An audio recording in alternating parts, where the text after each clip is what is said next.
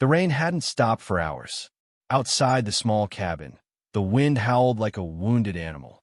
Trees creaked under the pressure, their branches scraping the windows like fingers.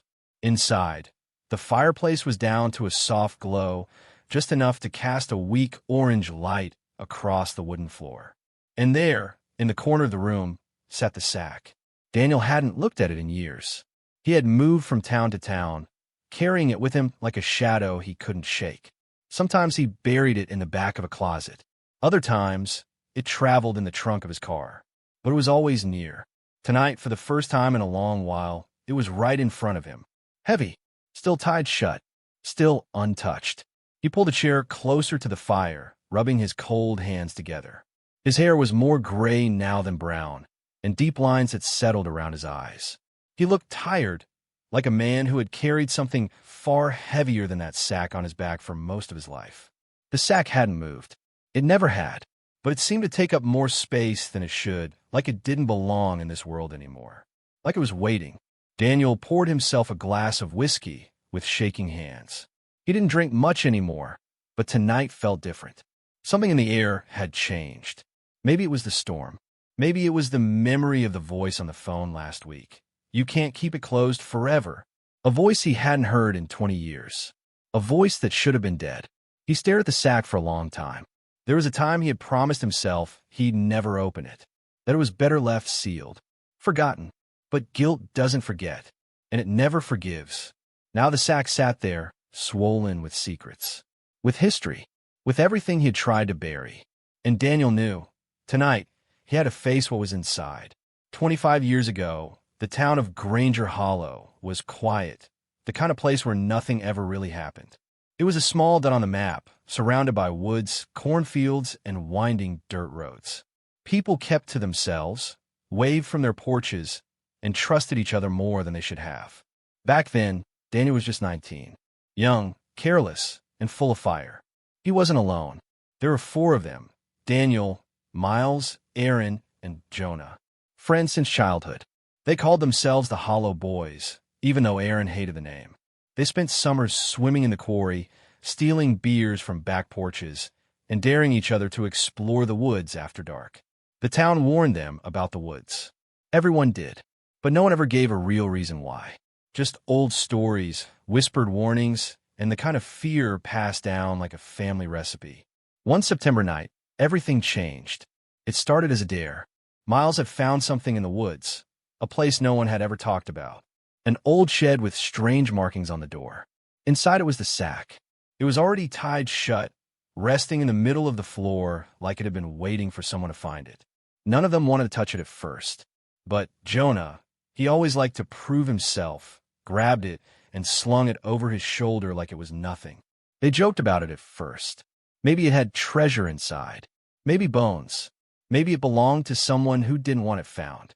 But the laughter didn't last long. That night, something went wrong. Something none of them ever truly spoke about again. Jonah disappeared. They looked for him for days. So did the sheriff and half the town. But there was no sign of him. No blood. No footprints. Just his jacket, torn and lying in the dirt outside that shed. And the sack. Somehow, it was back in Daniel's hands the next morning. Tied shut just like before. Nobody talked about what happened. Not really. The sheriff called it an accident. Boy probably ran off, he said. But the look in his eyes told a different story. Everyone in town agreed to let it go. To forget. So they did. They sealed the sack that night. And with it, they buried the truth. Daniel never saw Aaron again. Miles moved away. The Hollow Boys were gone. But the sack remained. After that night, Daniel packed his things and left Granger Hollow without saying goodbye. He told his mother he was going to college, but he never applied anywhere. He just drove far and fast, trying to outrun what had happened. But guilt doesn't stay behind, it follows. And no matter how many miles he put between himself and that old shed in the woods, the sack always found a place with him. At first, he kept it in the trunk of his car, wrapped in old blankets locked tight. He told himself he'd throw it in a river or bury it deep in the desert. But every time he got close, something would stop him. A feeling, a whisper in the wind, a memory. And so it stayed with him, silent, untouched, like a scar no one could see. He tried to build a normal life. He found work in small towns, doing odd jobs, construction, janitorial work, anything that paid cash and didn't ask too many questions. He dated a few women, even came close to marriage once. But he always pulled away. How do you explain something like that, Zach? How do you tell someone you're afraid of something that doesn't move, doesn't speak, but feels like it's watching? The nights were the worst. He would wake up sweating, heart racing, convinced he had heard footsteps. Sometimes he'd hear Jonah's voice, laughing or calling out from the woods. Once, in a motel in Kansas, he woke to find the sack in the center of the room, even though he had locked it in the car. No one else had a key. Years passed. He moved more often, stopped using his real name. But the dreams didn't stop. The guilt didn't fade. Every time he looked at the sack, he saw that night, Jonah's face disappearing into the dark, the way Miles screamed, the look in Aaron's eyes as they ran. The world forgot about Granger Hollow. The newspaper stopped printing his name. But Daniel remembered. Every single day, and the sack, heavy and quiet, reminded him of what he could never escape. He never opened it. But sometimes, just sometimes, he thought it was breathing. The letter arrived on a Monday morning, tucked inside a plain white envelope with no return address. Daniel found it in the mailbox of the cabin he had just rented near the Colorado border. He almost tossed it into the fire without opening it. But something made him stop. Maybe it was the handwriting. It looked familiar. Careful, small, almost too neat. Inside, there were only 6 words. Miles is dead. Come home. E. He stared at the note for a long time, his fingers shaking. Aaron. He hadn't heard from her in over 2 decades. Not since the day she left Granger Hollow without a word. She had vanished, just like Jonah, only she had a choice. And now she was calling him back. Daniel drove through the night. The roads were wet, the sky gray with thick clouds. As he crossed into the hollow, memories came rushing back like floodwater. The same fields, the same narrow roads. But the town had changed. There were more empty buildings now, boarded-up stores, and faded signs. The people were older, quieter. Some looked at him as if they weren't sure who he was. Others looked away, pretending they didn't recognize him at all. He stopped by Miles' old house. It was dark and silent, the porch sagging, the windows dusty. According to the letter, he had died in his sleep. Heart failure. No family left behind. Just a worn-out man with too many ghosts and no one left to talk to. That night, Daniel stayed in the same motel they used to sneak into as kids. He brought the sack inside. This time, he didn't hide in the car. He placed it on the table, right in the center of the room. It looked heavier than ever. He didn't sleep. The next morning, he walked to the old quarry. The trail was overgrown, but his feet knew the way. Every step stirred something inside him. Fear, regret, guilt. He stopped at the edge of the woods, where the trees began to twist and lean in strange directions. He felt it then. The sack didn't move, but the air around him shifted. Thick, heavy, like the ground itself remembered. Jonah's laughter echoed in the wind. A soft sound, a broken memory.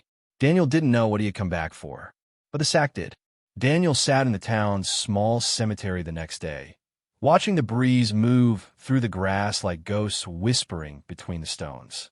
Miles was buried beneath a crooked cross with no visitors, no flowers, no one to remember him except Daniel, and maybe Aaron, wherever she was now.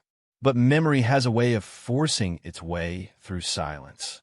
That night, Daniel lit a fire behind the motel, sat on an old tree stump, and poured another glass of whiskey. He placed the sack on the ground beside him and stared at it for a long time. And just like that, the truth began to rise, slow and painful, from the place he had buried it. It wasn't just a dare. That night in the woods, after Jonah found the sack and picked it up, everything shifted. The air turned cold, like winter had slipped in through the trees. Aaron said they should leave it alone. She felt something was wrong. But Jonah wouldn't listen. He always had to push things. They brought the sack to the quarry, sat around it, tried to guess what was inside. Miles said, "Let's open it." But Jonah shook his head. "Not yet. Let's make a game of it." That game cost them everything. Jonah tied the sack to a rope and dared Daniel to lower it into the quarry's deep water. If it floats, we open it. If it sinks, we forget it ever existed. Daniel remembered the rope burning in his palms as he lowered it slowly. Halfway down, something inside the sack moved. Not a shifting of weight, but something alive. He froze. They all did. Then Jonah laughed. It's probably a raccoon, but no animal ever made the sound that came next. A whisper, a voice, from inside the sack. It said Jonah's name, and then he was gone. Just like that.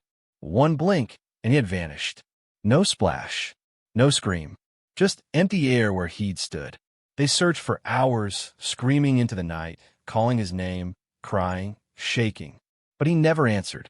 And when the sun rose, the sack was back, lying on the ground beside Daniel. Still tied, still whole. No one spoke of the voice. Not even Aaron. They made a silent agreement that day. One none of them ever broke. Until now. Daniel wiped his face, not sure when the tears had started. Maybe it had never been about the sack.